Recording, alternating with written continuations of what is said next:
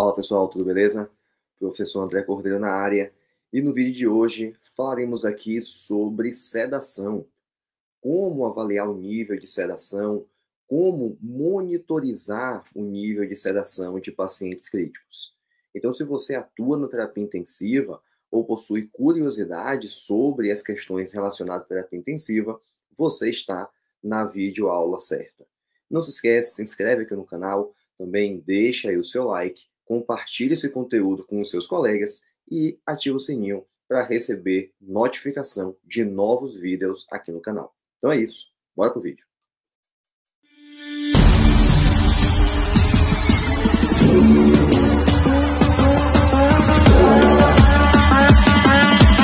Então beleza, gente. Vamos entender inicialmente quais são as principais ferramentas, as principais escalas para avaliação do nível de sedação em pacientes críticos. A primeira, isso tudo com base na última orientação prática de ventilação mecânica, publicado nesse ano de 2024. Então, a primeira aqui, ó, é a escala de sedação e agitação de Richmond, né, que é a escala de Haas. Perceba que é uma escala que ela varia de uma pontuação positiva, né, então aqui o +4, até uma pontuação negativa, o -5.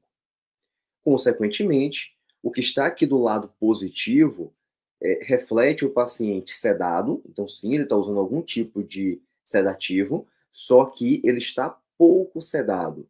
Então vejam que aqui no +4, apesar de estar utilizando um sedativo, esse paciente está combativo, ele está, né, se torna violento para ele e, inclusive, para a equipe.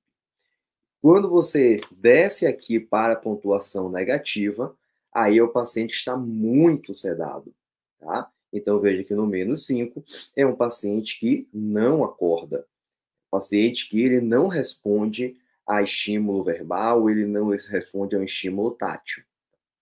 Portanto, gente, pontuação positiva se torna ruim, pontuação muito negativa também ruim. Perceba que o nosso alvo aqui em relação à escala de Haas tem que ser no 0. O paciente está alerta e calmo. Mesmo sedado, ele está alerta e calmo. Uma outra escala é a escala de Ramsay.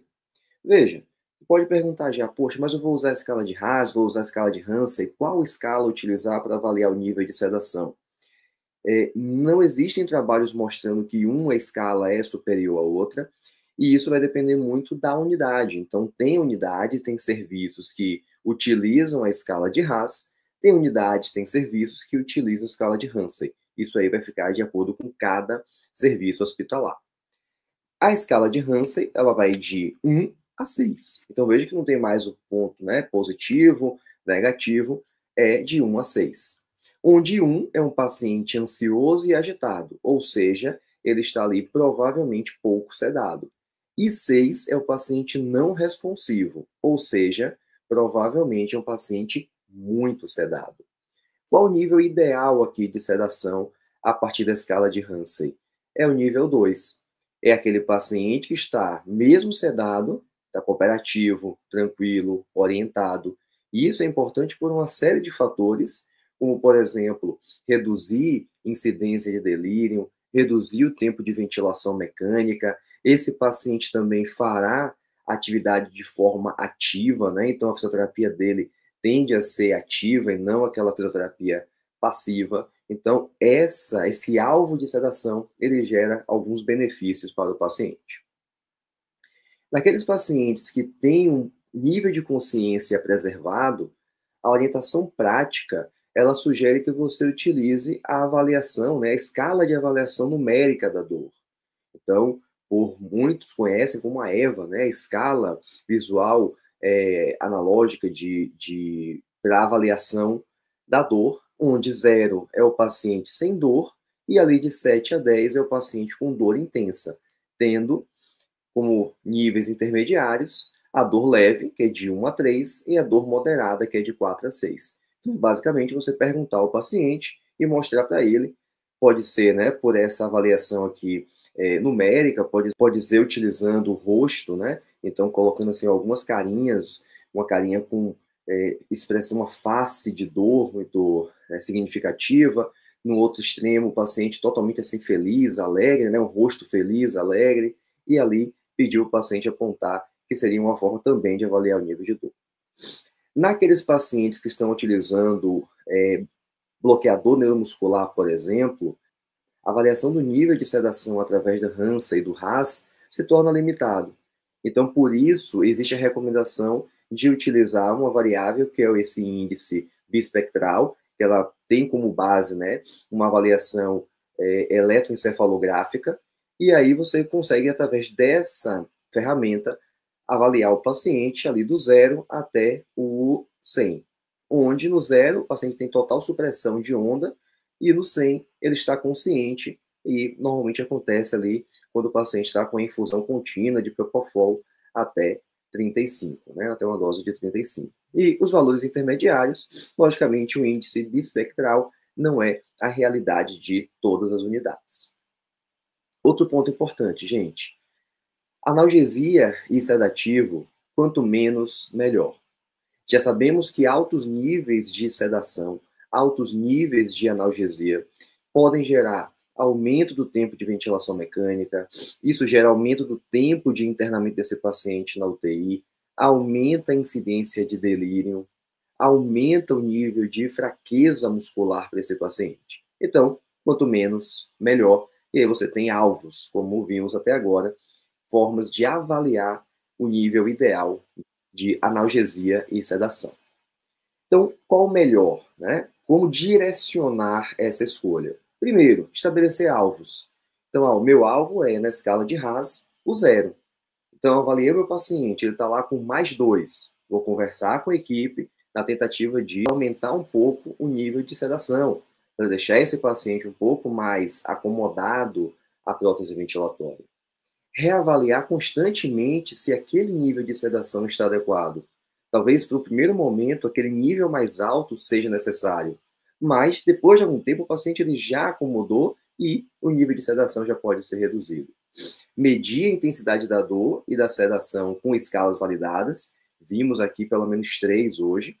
Selecionar medicamentos baseados nas características dos pacientes. Então, a próxima videoaula é falando exatamente sobre medicamentos, os principais medicamentos usados para analgesia e sedação dentro da terapia intensiva. Selecionar fármacos seguros para a população de risco. Então, tem alguns pacientes que são mais vulneráveis a usos mais altos de sedação. Então, nesse paciente, selecionar um fármaco adequado é ideal. Evitar a sedação excessiva, evitar, né, como se diz na prática, derrubar demais esse paciente, apagar esse paciente. A ideia não é essa. A ideia é manter esse paciente, sim, acomodado à prótese ventilatória, manter esse paciente com um grau, né, de analgesia adequado, um grau de sedação adequado, mas nada que deprima demais esse indivíduo. Controlar e identificar causas de agitação. Então, lembre que, às vezes, a agitação ela pode ser por uma questão ali mesmo da prótese, né, que está desconfortável, mas pode também ter um grau de delírio ali associado. Então, observe se isso não está acontecendo e, havendo, tente reverter mais do que aumentar a sedação na tentativa de eliminar um problema.